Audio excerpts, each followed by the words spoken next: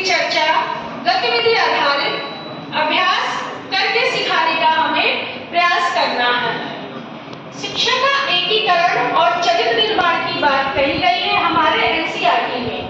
बच्चों के स्वतंत्र विकास के लिए हम शिक्षकों को माली अनुरूप बनना है।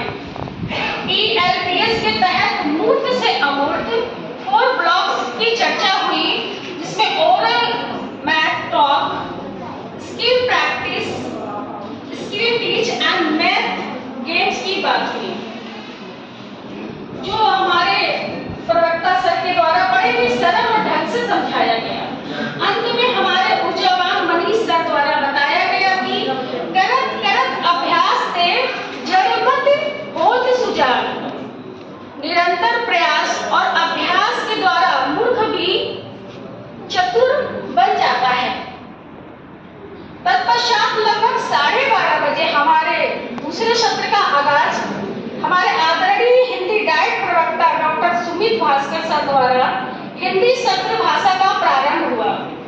भाषा प्रशिक्षण आवश्यकता पर नवीन एनसीईआरटी पुस्तकें कक्षा 1 से 3 सारंगी फर्स्ट, सेकंड और वाणी कक्षा 3 का वाणी फर्स्ट पर विस्तृत चर्चा हुई। उन्होंने बताया कि कक्षा 4 और 5 की वाणी सेकंड और वाणी थर्ड आने वाली है और 8 तक की पुस्तकों की भी उन्होंने हिंदी में चर्चा की है।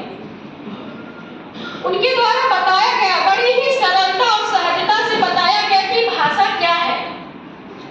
भाषा हमारे अपने विचारों, भावनाओं को आदान प्रदान करने का माध्यम है, जिसे हम मौखिक, लिखित और सांकेतिक रूप में भी जानते हैं। बच्चे जो हैं गद्य, पद्य, संस्मरण, कहानी समझ सके, इसके द्वारा बताया गया। बच्चों को मातृभाषा, स्थानीय भाषा, बहुभाषा से हमें जोड़कर उनको पढ़ाने का प्रयास करना है।